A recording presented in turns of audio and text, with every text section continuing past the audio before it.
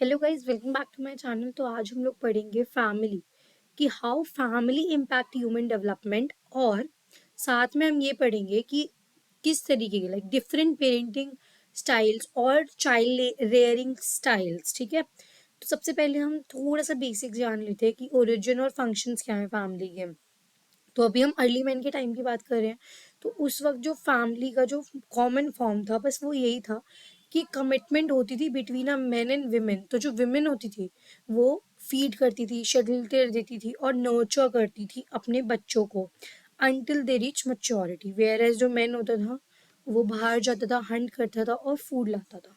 ठीक है, beside promoting sorry, तो बिसाइड प्रमोटिंग सर्वाइवल, जो ये हमारे जो एंसेस्टर्स हैं उन्होंने कुछ वाइटल सर्विसेज भी दी सोसाइटी को। पहला रिप्रोडक्शन किया, जिससे जो उस वक्त जो मेंबर्स मर रहे थे उनकी जगह न्यू ऑफस्प्रिंग्स आए, तो replacing dying members. Economic service की, producing and distributing goods and services. ठीक है, फिर सोशल ऑर्डर की, devising procedures for reducing conflicts and maintaining order, कि मतलब कि कन्फ्लिक्ट्स को रिड्यूस कर रहे हैं और एक एक ऑर्डर मेंटेन कर रहे हैं। मतलब एक रहने वाली एक कम्युनिटी बना रहे हैं। ठीक है, और वही यहाँ पे सर्विसेज में तो वही आता है कि फूड और सर्विसेज एक दूसरे को दे रहे हैं, मतलब प्रोड्यूस कर रहे हैं पहले और फिर डिस्ट्रीब्यूट कर रहे हैं, क्योंकि पहले बार्टर सिस्टम होता था, राइट। फिर आता है socialisation, training the young to become competent. Young को कम्पेटेंट बना रहे हैं और पार्टिसिपेट करवा रहे हैं उनको फिर सोसाइटी में। और इमोशनल सपोर्ट, एक दूसरे को हेल्प करते हैं इमोशनल क्राइसिस में और फॉस्टर करते हैं each person a sense of commitment and purpose. अब सोशल सिस्टम पर्सपेक्टिव जो है वो फैमिली को as a complex set of interacting relationship देखता है, जो कि इन्फ्लुएंस्ड होते हैं बाय लार्जर सोशल कंटेक्स्ट। ठीक है, अब सबसे पहले the family as a social system, की फैमिली कैसा सोशल सिस्टम है। ठीक है, तो इसके बारे में भी ना बहुत क्वेश्चंस आते हैं, प्रीवियस ईयर क्वेश्चन पेपर में बहुत पूछा गया है, तो इसको ध्यान से देखना। Family as a social system, तो सबसे पहले सोशल सिस्टम पर्सपेक्टिव जो है फैमिली फंक्शनिंग में, वो रिसर्चेस से आया। एफर्ट्स टू डिस्क्राइब, मतलब रिसर्चेस ने एफर्ट्स डाले टू डिस्क्राइब एंड एक्सप्लेन कि जो कॉम्प्लेक्स पैटर्न ऑफ इंटरेक्शन है बिटवीन फैमिली मेंबर्स, ठीक है, ये एक सिस्टम की तरह वर्क करते हैं। It has much in common with Bronfenbrenner's ecological system theory, जो हमने पढ़ा था ना, वो माइक्रो मीजो, है ना, एक्सो, फिर मैक्रो और फिर क्रोनो सिस्टम, है ना। वो अब फैमिली सिस्टम्स की जो थ्योरिस्ट होते हैं वो रिकॉग्नाइज करते हैं that parents do not mechanically shape their children. ठीक है, कि इन्होंने बताया कि जो पेरेंट्स है वो मैकेनिकली शेप नहीं करते चिल्ड्रन को, बल्कि बाय डायरेक्शनल इन्फ्लुएंस होता है, जहाँ पे family member mutually influence each other. मतलब चाइल्ड भी पेरेंट को कर रहा है, पेरेंट भी चाइल्ड को कर रहा है, और जितने भी मेंबर्स हैं वो सब एक दूसरे को इन्फ्लुएंस कर रहे हैं म्यूचुअली। ठीक है, the very term family system implies a network of interdependent relationships, कि relationships जो है interdependent है। अब फैमिली सिस्टम इन कंटेक्स्ट की बात करें अगर हम, तो फैमिली सॉरी, जो सोशल सिस्टम्स होते हैं उसका जो पर्सपेक्टिव था फैमिली को, वो था कि इफेक्टेड, जो फैमिली जो होती है ना वो अफेक्टेड होती है बाय सराउंडिंग सोशल कंटेक्स्ट से। सपोज जो मीजो सिस्टम था और जो एक्सो सिस्टम था of Bronfenbrenner's model makes clear connection to neighbourhood, कि नेबरहुड और लार्जर कम्युनिटी कैसे इंडिविजुअल को इफेक्ट करती है। बोथ फॉर्मल ऑर्गेनाइजेशंस जैसे कि school, workplace, recreation centres, child care centre और रिलीजियस इंस्टीट्यूशन, ये सब शेप करते हैं इंडिविजुअल के बिहेवियर को। अब यहाँ पे आ जाओ, how do links between family and community reduce stress and promote child development. ठीक है, अब बताओ कि कैसे जो फैमिली और कम्युनिटी का जो लिंक है वो स्ट्रेस को कम करती है और चाइल्ड डेवलपमेंट को प्रमोट करती है। तो अब देखो, social support which leads to following benefits, तो जो कम्युनिटी है वो हमें सोशल सपोर्ट देती है और उसके ये कुछ बेनिफिट्स है। पहला जो बेनिफिट्स है वो यही है, पेरेंटल सेल्फ वर्थ। ठीक है, अब इसमें क्या होता है, अ नेबर और रिलेटिव जो आपको सुनता है, ठीक है, और ट्राई करता है आपके पेरेंट की कंसर्न को, ठीक है, उससे क्या होता है, सेल्फ एस्टीम इनहेंस होती है, ठीक है। और पेरेंट्स जो है बदले में is likely to interact in a more sensitive and involve manner with the children. तो अब जो पेरेंट्स है वो और ज्यादा सेंसिटिव और इन्वॉल्व मैनर में अपने बच्चों से बात करेंगे, ठीक है। अब parental access to valuable information and services. अब इसके अंदर क्या है, फ्रेंड जो सजेस्ट करते हैं पेरेंट्स को to might find a job या हाउसिंग या अफोर्डेबल चाइल्ड केयर, तो उससे क्या होता है, उनको multiple roles of spouse, provider and caregiver जो है वो उस मल्टीपल रोल्स को, है ना, फुलफिल करने में इजीली हेल्प करता है। फिर child rearing controls and role models, तो जो फ्रेंड्स होते हैं, रिलेटिव्स होते हैं और अदर कम्युनिटी मेंबर्स होते हैं, वो इनकरेज करते हैं एंड डेमोन्स्ट्रेट करते हैं इफेक्टिव पेरेंटिंग प्रैक्टिसेस को, ठीक है, और डिस्करेज करते हैं इनइफेक्टिव वंस। अब डायरेक्ट असिस्टेंस, एक सेकेंड, ज्यादा लगेगा ना ऐसे। हम्म ये सब जो रेफरेंसेस हैं ये सब बुक में मिल जाती है, मैं नोट्स में इनको नहीं इंक्लूड करती हूँ, ठीक है। अब direct assistant with child rearing, as child in adolescent participate in parent social network. अब पेरेंट का जो सोशल नेटवर्क है, उनके फ्रेंड्स रिलेटिव्स, जब उसमें चिल्ड्रन आते हैं, ठीक है, तो यूथ ओरिएंटेड कम्युनिटीज एक्टिविटीज में other adult can influence children directly. अब जो बाकी जो अडल्ट हैं वो भी इन्फ्लुएंस कर सकते हैं, उनको वार्म दे सकते हैं, stimulation and exposure to wider area of component models. अब उनको बहुत सारे लोग मिल रहे हैं अलग अलग तरीके के, तो उनमें से कोई उनका रोल मॉडल भी बन सकता है। In this way family neighbourhood जो है वो रिड्यूस करता है इम्पैक्ट ऑफ इनइफेक्टिव पेरेंटिंग, और नियर बाय जो adults हैं can also intervene when they see young people skipping school or behaving anti-socially. अब सोशलाइजेशन विद इन फैमिली, ये इम्पॉर्टेंट है, ये यूनिट का ये वाला पार्ट बहुत ज़्यादा इम्पॉर्टेंट है, ठीक है। मतलब फैमिली वाला जो है ये बहुत इंपॉर्टेंट है, ये हर बार आता है, ये सोशलाइजेशन विद इन फैमिली से भी आया है। तो सोशलाइजेशन विद इन, पहले तो है family as a system. Family as a system work करती है, कॉम्प्लेक्स है, हर कोई एक दूसरे को म्यूचुअली क्या करते हैं, म्यूचुअली इम्पैक्ट करते हैं। फिर सोशलाइजेशन विद इन फैमिली की बात आती है तो parents start to socialize their children in earnest during the second year when toddler can first comply with their directives, ठीक है। मतलब जैसे ही बच्चा सेकेंड ईयर में आता है तो जो पेरेंट्स उसे सोशलाइज करना शुरू कर देते हैं, क्योंकि उस वक्त बच्चा लैंग्वेज डेवलपमेंट की स्टेज में होता है। एज चिल्ड्रन गेट्स ओल्डर, जैसे बच्चा जो है ओल्डर होता है, parents gradually step up socialization pressures, ठीक है। तो उसके बाद सोशलाइजेशन के प्रेशर्स भी आ जाते हैं जैसे बच्चा बड़ा होता है, but they very greatly in how they go about the task. But वो डिपेंड करते हैं ना पेरेंट्स का कि वो मतलब कैसे कर रहे हैं उसके साथ, ठीक है। अब रोल ऑफ फैमिली, फैमिली का क्या रोल है सोशलाइजेशन जो बच्चे की हो रही है।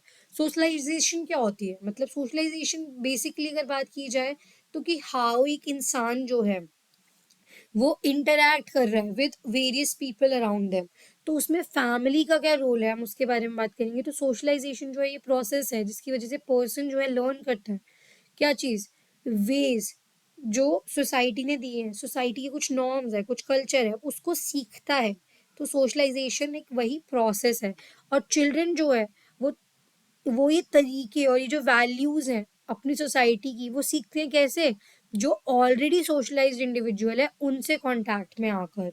अभी जो फैमिली होती है ये इंपॉर्टेंट होती है बिकॉज ये मेंटेन करती है contact with children over a longer period. कोई भी अदर ग्रुप से ज़्यादा जो इंसान के साथ रहती है through out is their family, and through close emotional association उतना ज़्यादा इमोशनल बॉन्ड भी किसी का मतलब होता है, बट लाइक जो पेरेंट्स का होता है वो किसी और का इतना नहीं हो पाता है, right.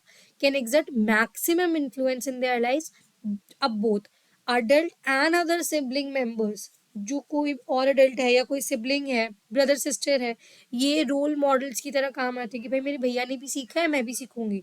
In providing examples for children in the development of their personality, attitudes and behaviour. Parents भी तो एग्जाम्पल देते हैं ना, तुम्हारे भैया के इतने नंबर है, तुम्हारे भी आने चाहिए। क्यों? डेवलप कर रहे हैं उनकी पर्सनैलिटी, एटीट्यूड्स एंड बिहेवियर, ये एग्जाम्पल। ओके, अब स्टाइल्स ऑफ चाइल्ड रेयरिंग।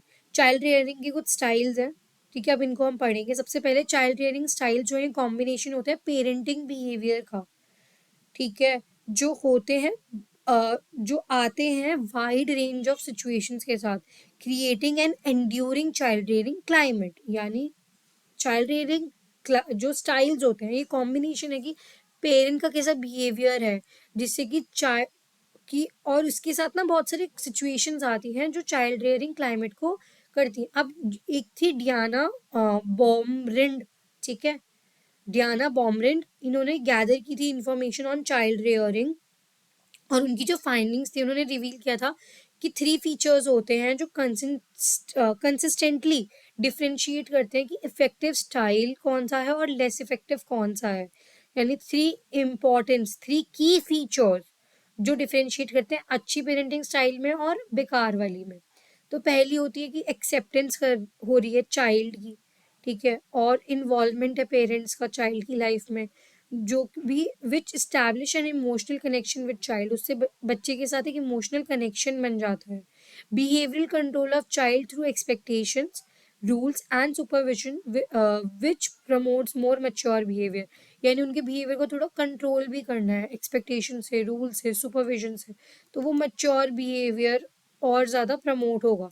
फिर ऑटोनॉमी, बच्चे को ऑटोनॉमी देनी है जिससे एनकरेज हो उनके अंदर सेल्फ रिलायंस। अब पहली चाइल्ड रेयरिंग जो स्टाइल है that is authoritative child rearing style. अब ये ना देखो बहुत इम्पॉर्टेंट है, और अकॉर्डिंग टू जो थ्योरिस्ट्स हैं, ये सबसे effective style of child rearing है, ठीक है। अब उसके बारे में भी हम पढ़ेंगे। अब अथॉरिटेटिव चाइल्ड रेयरिंग स्टाइल जो है मोस्ट सक्सेसफुल अप्रोच है, और ये इन्वॉल्व करती है हाई एक्सेप्टेंस एंड इन्वॉल्वमेंट की। एक्सेप्टेंस और इन्वॉल्वमेंट बहुत ज़्यादा है पेरेंट्स का बच्चे के बिहेवियर को शेप करने में। एंड अडेप्टिव कंट्रोल टेक्निक्स हैं, अडेप्ट कर रहे हैं, ठीक है, बच्चे के अकॉर्डिंग कंट्रोल टेक्निक्स हैं। अप्रोप्रिएट ऑटोनॉमी ग्रांटिंग है, मतलब ये तीनों पॉइंट्स तो दे ही दिए हैं इसमें, ठीक है। अब अथॉरिटेटिव जो पेरेंट्स होते हैं वो वार्म होते हैं, अटेंटिव होते हैं, कि जो भी, और सेंसिटिव होते हैं, जो भी बच्चे की ज़रूरत है उसको, कि आप उसको सुन रहे हो और बच्चा जो कहना चाह रहे हो उसे समझ रहे हो। और वो इस्टेब्लिश करते हैं enjoyable, emotional, fulfilling parent child relationship, ठीक है, एक अच्छा पेरेंट चाइल्ड रिलेशनशिप बना रहे हैं, और जो चाइल्ड है उसके साथ एक क्लोज कनेक्शन बन रहा है। और एट द सेम टाइम जो अथॉरिटेटिव पेरेंट्स होते हैं वो फॉर्म और रीजनेबल बिहेवियर कंट्रोल भी देते हैं। ऐसा नहीं है कि बच्चे को बिगाड़े जा रहे हैं, नहीं, वो एक फर्म और रीजनेबल बिहेवियर कंट्रोल भी देते हैं। वो मतलब इंसिस्ट करते हैं बच्चों से कि वो अप्रोप्रिएट मेच्योरिटी दिखाए। क्यों, कैसे, रीजंस देते हैं जो बच्चा भी समझे, जस्टिफाइबल रीजंस, ठीक है, give reasons for their expectation, कि मैं ये एक्सपेक्ट करता हूँ कि तुम ये करो, और मैं ये क्यों एक्सपेक्ट करता हूँ, वो रीजन भी देना। Use disciplinary encounter as teaching moments, ठीक है, जिससे बच्चे के अंदर सेल्फ रेगुलाइजेशन आए, ठीक है, और मॉनिटर कर सके वो अपने एक्टिविटीज को, वेयर अबाउट्स को। अब फर्दरमोर अगर हम जाने तो जो अथॉरिटेटिव पेरेंट्स होते हैं वो इंगेज होते हैं इन ग्रेजुअल अप्रोप्रिएट ऑटोनॉमी ग्रांटिंग, यानी धीरे धीरे ज़रूरी ऑटोनॉमी आप देते हो बच्चों को, और अलाउ करते हो चाइल्ड को कि वो डिसीजन ले हर एरियाज में जहाँ पे वो अब भी डिसीजंस लेने के लिए तैयार है, ठीक है। They also place a premium on communication, encouraging the child to express her thoughts, कि ये मतलब कम्युनिकेशन पे बहुत ज़्यादा ध्यान देते हैं और एनकरेज करते हैं कि बच्चा जो अपने थॉट, फीलिंग और डिज़ायर को अच्छे से एक्सप्रेस कर सके। जब पेरेंट और चाइल्ड डिसअग्री करते हैं, तो मतलब कि बच्चा कुछ कह रहा है, पेरेंट्स कुछ कह रहे हैं, तो अथॉरिटेटिव पेरेंट्स जो होते हैं वो बैठ के जॉइंट डिसीजन मेकिंग करते हैं, ठीक है, जब भी पॉसिबल है। और उनकी विलिंगनेस होती है, उनकी चाह होती है कि वो अकोमोडेट करे चाइल्ड के पर्सपेक्टिव को भी, ठीक है, इससे क्या होता है, चाइल्ड ज्यादा जल्दी उनकी बात सुनेगा, उनका पर्सपेक्टिव सुनेगा इस सिचुएशन में जहाँ पे कंप्लायंस जो है वो वाइटल है। अब थ्रू आउट चाइल्डहुड और एडोलेसेंस, जब भी पूरा चाइल्डहुड और एडोलेसेंस के पीरियड में अथॉरिटेटिव पेरेंटिंग जो है वो लिंक की जाती है to many aspect of competence of upbeat mood. ठीक है, अब जिनकी अथॉरिटेटिव पेरेंटिंग हुई है तो उनका अपबीट मूड, हमेशा अच्छा मूड रहता है, सेल्फ कंट्रोल होता है उनमें, टास्क परसिस्टेंट होते हैं, एकेडमिक अचीवमेंट्स होती है उनमें, कोऑपरेटिव हो जाते हैं वो। क्योंकि कोऑपरेटिव कैसे, यहाँ पे देखो ना, अभी हमने ऊपर देखा कि डिसीजन मेकिंग हो रही है तो कोऑपरेट करना सीख जाते हैं। हाई सेल्फ एस्टीम होती है, रिस्पॉन्सिव होते हैं पेरेंट्स के व्यू को, सोशल एंड मोरल मेच्योरिटी आती है। अब मैंने आपको बताया था ना कि बहुत मोस्ट इफेक्टिव है ये जो स्टाइल है। अब ये क्यों मोस्ट इफेक्टिव है ये भी पूछा जा सकता है, why it is more effective. तो इसके कुछ पॉइंट्स है जो हम पढ़ेंगे। अथॉरिटेटिव चाइल्ड रियरिंग जो है ये पॉजिटिव इमोशनल कंटेक्स्ट बना देता है पेरेंटल इन्फ्लुएंस का। कैसे? पहला, तो जो वार्म और जो इन्वॉल्व पेरेंट्स होते हैं, जो बच्चे के साथ इतना इन्वॉल्व है, वो ना एक सिक्योर इन्वायरमेंट बना देते हैं बच्चे को, एक सिक्योर इन्वायरमेंट प्रोवाइड करते हैं। तो इससे अंदर क्या होता है कि वो क्या कहते हैं, कंसर्न होते हैं किसके लिए, कॉन्फिडेंट कितना है बच्चा और सेल्फ कंट्रोल्ड बिहेवियर। अब इसको अगर सिंपली जानना है तो यही है कि जो जो भी पेरेंट जो वार्म है और इन्वॉल्व है और जो सिक्योर है, ठीक है, in their standards they hold for their child, ठीक है, अपने बच्चे के लिए जो भी उनके स्टैंडर्ड्स हैं उसमें अगर वो वार्म है, इन्वॉल्व है, ठीक है, तो वो प्रोवाइड क्या करते हैं, एक केयर बच्चे को देने लगते हैं, ठीक है, जो और एक केयरिंग कंसर्न होता है उनका बच्चे की तरफ। ठीक है, वो ना वो बच्चे को निग्लेक्ट करे कुछ नहीं, एक केयरिंग कंसर्न है, जो कॉन्फिडेंट है और सेल्फ कंट्रोल। अब ऐसा नहीं है कि पेरेंट बच्चों की तरफ केयर है तो बिल्कुल डीली छोड़ दिए, सेल्फ कंट्रोल्ड बिहेवियर भी है। ठीक है, अब जो चिल्ड्रेन है वो are far more likely to comply with and internalize behavioural control that appears fair and reasonable. अब बच्चा वही बात मानेगा, वही बिहेवियल कंट्रोल को समझेगा जो उनको फेयर और रीजनेबल लगेंगे, ना कि जो कि बस उन पे थोप दिए जाएं और बहुत ज्यादा हो। ठीक है, तो वही है बच्चे, क्योंकि यहाँ पे रीजनेबल बातें की जा रही है, डिसीजन मेकिंग हो रही है, और रीजनेबल यहाँ पे ना उनको एक्सपेक्टेशन का रीजन दिया जा रहा है कि क्यों मैं ये चाह रहा हूँ। और पेरेंट जो कंबाइन करते हैं वार्मथ को, rational and reasonable behaviour control को, ठीक है, यहाँ पे जो पेरेंट्स होते हैं वो कंबाइन करते हैं वार्मथ के साथ रीजनेबल बिहेवियर कंट्रोल को। ये लोग क्या करते हैं, ज्यादा इफेक्टिव रीइंफोर्सिंग एजेंट्स हैं। ठीक है, इससे ये होता है, जैसे सपोज बच्चे को प्रेज करना, ठीक है, अगर बच्चे ने उनकी एक्सपेक्टेशन पे खड़ा उतरा, सपोज पेरेंट्स चाहते हैं कि बच्चा जो है ना शाम को खेलने ना जाए ज्यादा, मतलब खेले बट अंधेरा होने से पहले घर आ जाए। ठीक है, और बच्चा अगर ऐसा कर रहा है तो उसको प्रेज करना, ठीक है, and making good use of disapproval. अगर बच्चे डिस अप्रूवल भी कर रहा है तो उसका गुड यूज करना, उसको रीजनेबली बताना, जजमेंट देना कि क्यों गलत है ना, आपको हार्म हो सकता है, which works best when applied by an adult who has been warm and caring. और ये डिसअप्रूवल किसका लेंगे बच्चे, जो क्या कहते हैं, जो अडल्ट उनकी तरफ केयरिंग है और वार्म है, by making demands and engaging in autonomy. मतलब जब हम मैं डिमांड कर रहा हूँ और मेरे अंदर एक ऑटोनॉमी है, ठीक है, बच्चे को उस वक्त देने की। अब देखो, जो भी बच्चे की डिमांड्स है उसको फुलफिल करना और बच्चे को एक इंडिपेंडेंस देना, उसी उतनी ही देना जितनी उस वक्त बच्चे में एबिलिटी है। अब मैं 5 साल के बच्चे को उतनी ऑटोनॉमी नहीं दे सकता कि वो अकेले ट्रिप पे चला जाए, नहीं दे सकता ना। तो उसको किस चीज की ऑटोनॉमी दी जा सकती है कि आप बताओ आप कौन सा कपड़ा पहनोगे आज, कौन सी ड्रेस पहनोगे। तो ये भी होता है by making demand and engaging autonomy granting that fits with child's ability to take responsibility for their behavior। ठीक है, उनके बिहेवियर की जितनी वो रिस्पॉन्सिबिलिटी लेता है सिर्फ उतनी ही ऑटोनॉमी देनी है। अथॉरिटेटिव पेरेंट्स जो है वो मतलब अपने बच्चों को मतलब जानने देते हैं कि वो कम्पेटेंट इंडिविजुअल हैं, जो कुछ भी कर सकते हैं अकेले खुद से। एंड इसमें जो पेरेंट्स हैं उनकी self esteem, cognitive and social maturity को इन्हांस कर देते हैं। और supportive features of authoritative style बहुत पावरफुल सोर्स ऑफ रेजिलियंस है। ठीक है, कि सपोर्ट मिल रहा है ना उनको। और protecting children from negative effect of family stress and poverty, इससे प्रोटेक्ट करके रखते हैं। अब अथॉरिटेरियन चाइल्ड रेयरिंग क्या होती है, इसके अंदर क्या होता है, लो एक्सेप्टेंस एंड इन्वॉल्वमेंट है, ठीक है, और बहुत ज़्यादा कोएर्सिव बिहेवियरल कंट्रोल है, एंड लॉ ऑटोनॉमी ग्रांटिंग है, मतलब लो है, उनको ऑटोनॉमी नहीं दी जाती, एक्सेप्टेंस भी कम है, इन्वॉल्वमेंट भी कम है। अथॉरिटेरियन पेरेंट्स जो होते हैं ना वो बहुत कोल्ड और रिजेक्टिंग होते हैं, ठीक है, वो कंट्रोल देते हैं, चिल्लाते हैं, एकदम स्ट्रिक्ट जो होते हैं, वो कमांड क्रिटिसाइज करते हैं बच्चे को, थ्रेटन करते हैं कि वही करो जो मैं कहूँ, डू इट बिकॉज आई से सो, जो मैंने मैंने कह दिया वो तुम्हें करना पड़ेगा, ठीक है। उनका एटीट्यूड ये होता है क्योंकि मैं बड़ा हूँ। They make decision for their child and expect the child to accept their word unquestioningly. उन्हें पूछ मतलब क्वेश्चन करने का हक ही नहीं है। अगर जो चाइल्ड है वो बात नहीं मानता है इनकी, तो उनको फोर्स से करवाया जाता है और पनिशमेंट दी जाती है। They also hold excessively high expectations, वो बच्चों के लिए बहुत हाई एक्सपेक्टेशंस रखते हैं जो बच्चे की उस वक्त की डेवलपिंग कैपेसिटी से मील ही नहीं खाती है, बच्चा वो कर नहीं सकता है, बट फिर भी एक्सपेक्टेशन बहुत हाई है।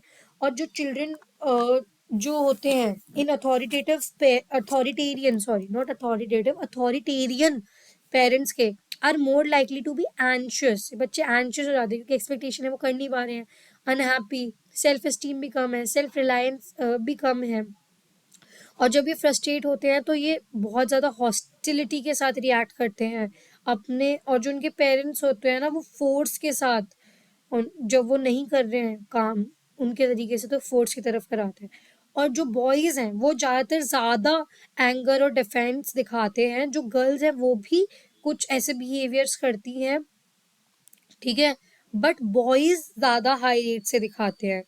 और जो गर्ल्स है वो इंगेज होती हैं acting out behaviour, they are more likely to be dependent, lacking interest in exploration, वो उनमें कोई इंटरेस्ट ही नहीं बचता कि वो कुछ एक्सप्लोर करें, and overwhelm by challenging task, और वो ओवरवेल्म हो जाती है चैलेंजिंग टास्क देखते ही। और चिल्ड्रन जो अडोलेसेंट में होते हैं वो एक्सपोज होते हैं जो अथॉरिटेरियन स्टाइल से, वो पुअरली अचीव करते हैं स्कूल में, बिकॉज उनके जो पेरेंट्स हैं वो उनका बिहेवियर कंट्रोल करते हैं, ठीक है। However because of parents concern with controlling their behaviour they tend to achieve better, मतलब वो चाहते हैं कि वो, क्योंकि उनके पेरेंट्स बहुत कंट्रोलिंग है, बताए कि अगर मेरे नंबर कम आए तो घर में डांट पड़ेगी, तो वो एंटी सोशल एक्ट चीटिंग करने लग जाते हैं, ठीक है, फर्रे लेकर जा रहे हैं। तो अथॉरिटेरियन स्टाइल जो सप्रेस करता है, सप्रेस करते हैं चाइल्ड के सेल्फ एक्सप्रेशन को और उनकी इंडिपेंडेंस को। अब अनवांटेड बिहेवियरल कंट्रोल होता है कि मतलब जो मैं कह रहा हूँ वो करो, ठीक है, डू व्हाट आई से। और अथॉरिटेरियन पेरेंट्स होते हैं वो इंगेज करते हैं इन साइकोलॉजिकल कंट्रोल में, in which they attempt to take advantage of child psychological needs by intruding on and manipulating their verbal expressions, individuality and attachment to their parents, कि मैं तुम्हारा पापा हूँ, लेकिन उन्हें इमोशनली उनके साइकोलॉजिकल कंट्रोल को करते हैं, ठीक है, कि मैं तुम्हारा पापा नहीं हूँ, तुम ऐसे करोगे, काइंड ऑफ ऐसा, ठीक है। दीज पेरेंट फ्रीक्वेंटली इंटरप्ट और put down the child's idea, बच्चे का जो आइडिया है, डिसीजन है, चॉइसेस हैं, उनको लाइक नीचा दिखाते हैं। And when they are dissatisfied, तो वो क्या कहते हैं, अपना लव हटा देते हैं, मैं बात नहीं करूंगा तुमसे, मैं तुमसे प्यार नहीं करता। और उनकी जो अफेक्शन और अटेंशन है वो कंटेजेंट होती है विद चाइल्ड्स कंप्लायंस। और चिल्ड्रन जो अडोलेसेंट या जो अडोलेसेंट होते हैं जो साइकोलॉजिकल कंट्रोल एग्जिबिट करते हैं, तो जो चिल्ड्रन अडोलेसेंट होते हैं जिनमें साइकोलॉजिकल कंट्रोल की अगर बात की जाए तो उनके अंदर एडजस्टमेंट प्रॉब्लम्स आ जाती हैं, और वो बहुत एंशियस एंड विड्रॉन हो जाते हैं, डेफिएंट हो जाते हैं, अग्रेसिव बिहेवियर्स दिखाते हैं। फिर वही बॉयज़ में ये ज़्यादा होता है देन गर्ल्स, क्योंकि मतलब ज़्यादा rebellious and antisocial act boys ज़्यादा करते हैं। Having had few opportunities for exploration, ठीक है, फ्यू अपॉर्चुनिटीज हैं उनके पास, they are impaired in identity development नहीं होती, and once they reach early adulthood, ठीक है। अब तीसरी होती है permissive child rearing. Permissive child rearing style जो ये वार्म होता है, मतलब इसमें ना एक इट्स लाइक बहुत ज़्यादा लाडला बच्चा, ठीक है, तो इसके अंदर क्या है कि चाइल्ड रेयरिंग स्टाइल बहुत वार्म है, एक्सेप्ट कर रहे हैं, ठीक है, बट अनइन्वॉल्व है। तो मतलब इसके अंदर क्या है कि पेरेंट्स जो है ना, वो बहुत ज्यादा या तो ओवर इंडल्जेंट है बच्चे के अंदर, या बिल्कुल ही इनएक्टिव है, सॉरी इनअटेंटिव है, ठीक है। और ये इंगेज करते हैं लिटिल बिहेवियर कंट्रोल, मतलब बच्चे पे बिहेवियर कंट्रोल ही नहीं रहते, ठीक है। तो instant of gradually granting autonomy, धीरे धीरे ऑटोनॉमी देने की जगह बच्चे को सब कुछ डिसीजन खुद से लेने के लिए आजादी दे दी जाती है, ठीक है। At an age when they are not yet capable of doing so, जब उनमें वो कैपेबिलिटी भी नहीं है वो लेने की डिसीजन, तब भी उनको दे दी जाती है। और ये जो चिल्ड्रन होते हैं ऑफ पैसिव परमिसिव पेरेंट्स, ये बहुत इम्पल्सिव होते हैं, डिसोबीडियंट होते हैं, बात ही नहीं मानेंगे, बिगड़ जाते हैं, फिर रेबेलियस होते हैं अगर मम्मी पापा ने एक बार मना कर दिया, क्योंकि हमेशा बात मानते हैं, एक बार मना कर दिया तो फिर वही भाई, फिर कलेश होगा। फिर compared with children, those parents exert behaviour control, ठीक है। अब जिन पेरेंट्स के जो जो पेरेंट्स बच्चों पे कंट्रोल रखते हैं, ठीक है, और उनके मुकाबले इनके बच्चे क्या होंगे, इम्पल्सिव, डिसोबीडियंट, रेबेलियस होंगे, ठीक है। अब ये जो पेरेंट्स होते हैं परमिसिव पेरेंट्स, ये होते हैं overly demanding and dependent on adults. अब जब जो ये जो बच्चे हैं, है ना, ये क्या करेंगे, अब क्योंकि पेरेंट्स सब कुछ दिए तो अब ये ओवरली डिमांडिंग बन गए बच्चे, ठीक है। ये बच्चे ओवरली डिमांडिंग है और अडल्ट्स पे डिपेंडेंट है, क्योंकि अभी तक स्पून फीडिंग भी की जा रही थी ना मम्मी पापा से कई बार, ओवरली इंडल्ज्ड थे, ठीक है। दे show reduce task persistence, poor academic achievement, क्योंकि मम्मी पापा कहेंगे क्या ही है, कोई बात नहीं बेटा, कमा रहे, कोई बात नहीं। मोर एंटी सोशल बिहेवियर है बच्चे में, ठीक है। बच्चा किसी से लड़के आ गया, माँ बाप बच्चे की गलती नहीं देखेंगे, सामने वाले की गलती देखेंगे, ठीक है। The link between permissive parenting and dependent, मतलब वही है, जो भी परमिसिव पेरेंटिंग होती है उनके बच्चे क्या होते हैं, डिपेंडेंट होते हैं, नॉन अचीविंग होते हैं, रिबेलियस होते हैं बिहेवियर में, एंड स्पेशली स्ट्रॉन्ग, ये चीजें होती है स्ट्रॉन्ग होती है for boys rather than girls. अब ये लास्ट है अन इन्वॉल्व चाइल्ड रेयरिंग और निग्लेक्टफुल। इसमें क्या होता है कि अनइन्वॉल्वमेंट, मतलब इन्वॉल्व नहीं है पेरेंट्स इतने, ठीक है। चाइल्ड रेयरिंग स्टाइल ये वो वाला है जिसमें ना लो एक्सेप्टेंस है, बच्चों को एक्सेप्ट ही नहीं कर रहे हैं, ठीक है। इन्वॉल्वमेंट जो है वो है, मतलब इन्वॉल्वमेंट नहीं है, और बहुत लिटिल बिहेवियर कंट्रोल है, journal in differences of issues of autonomy, indifference है, ठीक है। ऑफन ये जो पेरेंट्स हैं इमोशनली डिटैच्ड और डिप्रेस्ड होते हैं बच्चे से, ठीक है, ओवरवेल्म्ड होते हैं अपनी लाइफ के स्ट्रेस से, तो उनके पास बहुत लिटिल टाइम और एनर्जी होती है बच्चे के लिए। They may respond to child immediate demands, बच्चे की इमीडिएट डिमांड जो कि इजीली एक्सेसिबल है वो उनको ऑब्जेक्ट ला के दे देते हैं, बट वो फेल होते हैं to engage in strategies to promote long term goals, ठीक है। जैसे कि इस्टेब्लिश और एनफोर्स करना रूल्स, कि होमवर्क और सोशल बिहेवियर, मतलब इतना कुछ नहीं करते, अगर बच्चे ने पेन मांगा तो लाके दे दिया, पैसे की नीड पूरी कर रहे हैं बच्चे की, ठीक है, बट उनको इनमें एनर्जी और टाइम नहीं है कि बच्चे पे बिल्कुल पूरा ध्यान नहीं दे, ठीक है। And listening to child's point of view, और जैसे इसमें एनिमल मूवी का देखो, तो उसमें जो रणबीर कपूर है, उसको सारी नीड्स लग्जरी लाइफ मिल रही थी क्योंकि पैसा वैसा सब है, बट उसको पेरेंट की तरफ से निग्लेक्टेड था ना वो बच्चा, राइट। तो कुछ नहीं, अब इन रूल्स वगैरह कुछ नहीं बना रहे related to homework and social behaviour, listening to child's point of view, providing guidance and appropriate choices and monitoring child's whereabouts and activities, इसके बारे में कुछ नहीं, चाइल्ड का पॉइंट ऑफ व्यू भी नहीं सुनना, गाइडेंस भी नहीं देनी, कुछ नहीं। एट इट्स एक्सट्रीम, जब ये एक्सट्रीम हो जाता है, अनइन्वॉल्व पेरेंट जो है ये फॉर्म कर देते हैं चाइल्ड के अंदर मैल ट्रीटमेंट और निग्लेक्ट, ठीक है। और स्पेशली ये बिगिन होता है अर्ली एज में, ठीक है। It disturb virtually all aspect of development, फिर उसके बाद ये हर एक एस्पेक्ट ऑफ डेवलपमेंट को डिस्टर्ब करता है, even with lax extreme parental disengagement, ठीक है। मतलब पेरेंटल डिसएंगेजमेंट है, और चिल्ड्रन और अडोलेसेंट जो है ये बहुत सारी प्रॉब्लम दिखाने लगते हैं शरीर से, जैसे स्कूल अचीवमेंट में डिफिकल्टी होती है, depression, anger and antisocial behaviour, ठीक है। अभी चाइल्ड रियरिंग स्टाइल ये चारों हैं, चाइल्डहुड में कैसा होता है, एडोलेसेंस में कैसा होता है। अथॉरिटेटिव है तो अच्छी वाली होती है ना, तो इसके अंदर अपबीट मूड रहता है, high self esteem, self control, है ना, एकेडमिक अचीवमेंट, कोऑपरेटिवनेस है। अगर थोड़ा बड़ा हो जाता है तो सेल्फ एस्टीम तो हाई रहती है, एकेडमिक अचीवमेंट भी है, social social and moral maturity भी है।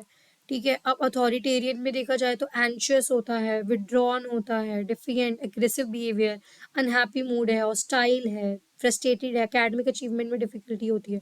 अडोलेसेंस में आके लेस वेल एडजस्टेड है।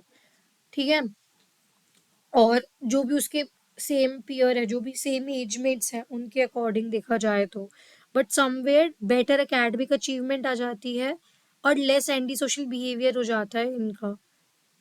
ठीक है, less antisocial behaviour than permissive and uninvolved. ये लोगों का जो एंटी सोशल बिहेवियर होता है वो ज्यादा होता है देन अथॉरिटेरियन, क्योंकि माँ बाप का डर होता है ना इधर। अब परमिसिव जो है इसके अंदर होता है बच्चा इम्पल्सिव होता है, डिसोबीडियंट होता है, रेबिलियस होता है, वही जो ऊपर चीजें बताई ना वही है। और ओवरली डिमांडिंग होता है क्योंकि लाड़ प्यार में बड़ा हुआ है। ठीक है, इंडिपेंडेंट ऑन अडल्ट्स है, पुअर टास्क परसिस्टेंट है, और पुअर एकेडमिक अचीवमेंट है, defiance antisocial behaviour. Uninvolved में क्या है, अटैचमेंट ही नहीं है, cognition and play, emotional social skill ही नहीं है, पुअर एकेडमिक अचीवमेंट है, depression, anger and antisocial behaviour. ये वही है। ठीक है, इसको आप स्क्रीनशॉट लेके पढ़ सकते हो। मैं थोड़ी पिक्चर्स चार्ट्स वगैरह इंक्लूड करती रहती हूँ अपने नोट्स में, सो दैट थोड़ा कलरफुल और इंटरेस्टिंग हो जाए और ये याद रहता है। ठीक है, कि कितना एक्सेप्टेंस है, पेरेंट्स कैसे हैं, उनका कंट्रोल कैसा है और ऑटोनॉमी कैसी दी जाती है। अथॉरिटेटिव में वार्म रिस्पॉन्सिव है, अथॉरिटेरियन में कोल्ड एंड रिजेक्टिंग है, इधर ओवर इंडल्जेंट इनअटेंटिव है, इमोशनली डिटैच एंड विड्रॉन है। कंट्रोल कैसा है वो है, और ऑटोनॉमी कितनी दी जाती है कि जितना बच्चे की ज़रूरत है इसमें उतनी दी जाती है। इसमें बच्चे को सुनते ही नहीं है, जो मैं कह रहा हूँ वो करो। यहाँ पे जो ऑटोनॉमी है वो बच्चे को दी जाती है हर चीज़ की, जो तो उसको रेडी भी नहीं है उसके लिए। और इसमें क्या होता है, is indifferent to child decision making and point of view. बच्चे का पॉइंट ऑफ व्यू और चाइल्ड डिसीजन मेकिंग की कुछ है ही नहीं, मतलब अता पता ही नहीं है। तो ये वही सब है। ठीक है, कंट्रोल का आप बाद में पढ़ लेना। अब है फैमिली लाइफस्टाइल एंड ट्रेडिशन की बात की गई है, एक छोटा सा ही है। ठीक है, अब फैमिली की ट्रांजेक्शन हो रहे हैं। ठीक है, न्यूक्लियर फैम जो जॉइंट फैमिलीज थी वो न्यूक्लियर फैमिलीज बन रही है, तो उसका क्या इम्पैक्ट होता है बच्चे के डेवलपमेंट में। तो मेजर रीजन ये डिक्लाइन ऑफ फैमिली साइज का क्या है कि 1 और 2 चिल्ड्रन होते हैं आजकल, जो बहुत ज़्यादा कंपैटिबल है विमेन के डिसीजन से, क्योंकि उसको डिवाइड करनी पड़ती है अपनी एनर्जी वर्क एंड फैमिली में। और tendency of many couples to delay having child, आजकल क्या क्या शादियां लेट होती है तो बच्चे भी लेट होते हैं। ठीक है, तो डिले कर देते हैं जब तक कि वो वेल स्टैब्लिश नहीं हो जाते प्रोफेशनली, और मतलब एक सिक्योर नहीं हो जाते इकोनॉमिकली कि वो बच्चे को अब रेस कर सकते हैं। तो इसकी वजह से स्मॉलर फैमिली साइज होते हैं। फर्दर मोर जो मैरिटल इंस्टेबिलिटीज होती हैं आजकल, डाइवोर्स वगैरह हो जाते हैं, तो इस वजह से चाइल्ड बेयरिंग प्लान्स जो है वो कंप्लीट ही नहीं हो पाते हैं। ठीक है, फिर finally caring for children and providing them opportunity जो है वो बहुत एक्सपेंसिव है। ठीक है, इसलिए भी स्मॉल फैमिली साइज है। अब contrary to wide spread assumption, large family size जो है वो रिड्यूस नहीं करती है लाइफ चांसेस। अब देखो, ये जो असम्पशन है उसके विपरीत बात चल रही है। अब क्या बात है कि larger family size does not reduce life chances और इंटेलिजेंस। ठीक है, कि मतलब इंटेलिजेंस कम नहीं कर देता अगर फैमिली साइज बड़ा है तो। ठीक है, लोगों को ऐसा लगता है। रैदर अगर फैमिली साइज और चिल्ड्रन के आईक्यू की बात करें तो mother with low IQ tends to bear more children. ठीक है, rather link between family size and children's IQ reflect the fact that mother with low IQ tends to bear more children. अब despite declining family size की, family size गिर रहा है फिर भी most children जो जो है वो पल बढ़ रहे हैं अब एटलीस्ट एक सिबलिंग के साथ, because of their frequency and emotional sorry intensity. ठीक है, तो बिकॉज जो उनकी फ्रीक्वेंसी और इमोशनल इंटेंसिटी है ना, सिबलिंग का जो इंटरेक्शन है वो एक अलग ही यूनिक है, मतलब वो एक्सपैंड करता है उनका सोशल कंपेटेंस। ठीक है, और सिबलिंग की जो राइवलरी है वो जनरली मिडिल चाइल्डहुड में आने लग जाती है, क्योंकि उस वक्त ना बच्चा पेरेंट से कंपैरिजन करता है कि इसको ये चीज़ दिला रहे हो मुझे तो नहीं दिला रहे। ठीक है। In adolescence sibling relationship often become less intense, ठीक है। फिर एडोलेसेंस में इंटेंस कम हो जाती है। And teenagers strive for autonomy, फिर वो अपनी ऑटोनॉमी में लग जाते हैं, बट अटैचमेंट जो है सिबलिंग्स के साथ वो और स्ट्रांग हो जाती है, ठीक है। ओनली जो चाइल्ड होते हैं are as well adjusted as children with siblings, ठीक है। जो सिर्फ इकलौते बच्चे होते हैं वो भी वेल एडजस्टेड होते हैं children with siblings, and they are advantage in self esteem, academic achievement and educational attainment. अब from large to small families की बात करेंगे, पहले लार्ज फैमिलीज होती थी, अब स्मॉल फैमिलीज हो गई हैं। तो फैमिली साइज और चाइल्ड डेवलपमेंट जो है ये popular advice to perspective parents often recommends limiting family size in the interest of child rearing qualities, ठीक है। अब रुको, तो चाइल्ड मतलब जो पेरेंट्स होते हैं ना वो रिकमेंड करते हैं कि फैमिली साइज थोड़ा छोटा ही रहे, सो दैट चाइल्ड रेयरिंग की जो क्वालिटी है वो उस बच्चे की ज़्यादा हो। More parental affection, attention and material resources पर चाइल्ड विल इन्हांस चाइल्ड की इंटेलेक्चुअल डेवलपमेंट। अगर जितने भी मेरे पास पैसे हैं, जितने भी मेरे पास पैसे हैं, ठीक है, अगर वो सब मैं अपने एक बच्चे पे लगा रहा हूँ, ठीक है, वो रिसोर्सेज, ठीक है, मेरा लव, अफेक्शन, अटेंशन, टाइम, तो बच्चे की इंटेलेक्चुअल डेवलपमेंट ज़्यादा होगी। रहते देन अगर मेरे ज़्यादा बच्चे हैं तो मैं उन सब में वो चीज़ वो बांट दूंगा तो सबकी उतनी ज़्यादा डेवलपमेंट नहीं हो पाएगी। रैदर अगर मेरा एक बच्चा है उस पर मैं सब कुछ दे रहा हूँ तो उसकी डेवलपमेंट ज़्यादा अच्छी हो पाएगी, ठीक है। ग्रोइंग अप विद सिबलिंग, जो अपने अभी हमने ऊपर सिबलिंग की बात की, सिबलिंग जो है वो इन्फ्लुएंस करता है डेवलपमेंट को, बोथ डायरेक्टली एंड इनडायरेक्टली। देखो, through relationship with one another and, मतलब देखो हमारा जो रिलेशनशिप है हमारे सिबलिंग के साथ वो हमें हमारी डेवलपमेंट डायरेक्टली भी इन्फ्लुएंस करता है और इनडायरेक्टली भी। थ्रू, अब इनडायरेक्टली कैसे, impact of additional child on parents behaviour, ठीक है। अब अडॉप्टेड जो चिल्ड्रन होते हैं tend to have more learning and emotional difficulties, उनको ज़्यादा डिफिकल्टीज होती है इमोशनल मतलब सीखने में, और इमोशनल डिफिकल्टीज होती है बाकी बच्चों के मुकाबले, ठीक है।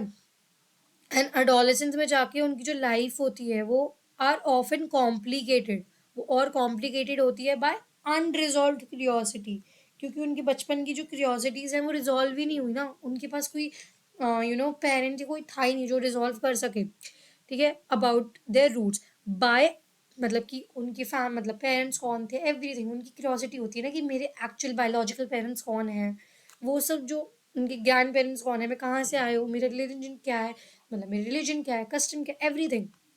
तो उनकी जो वो क्यूरियोसिटी है वो नहीं है, तो उनकी जो लाइफ होती है वो जनरली कॉम्प्लिकेटेड होती है। और अडल्टहुड में जाके मोस्ट अडॉप्टीज आर वेल एडजस्टेड, फिर जब अडल्टहुड में आते हैं तो वो एडजस्ट हो जाते हैं। So that's all for today. ये था पूरा टॉपिक। आई होप आपको सब कुछ समझ आ गया हो, फिर भी कोई डाउट है तो आप कमेंट सेक्शन में पूछ सकते हैं। तब तक के लिए bye, take care, and also don't forget to like, share and subscribe to my channel. See you in the next lecture.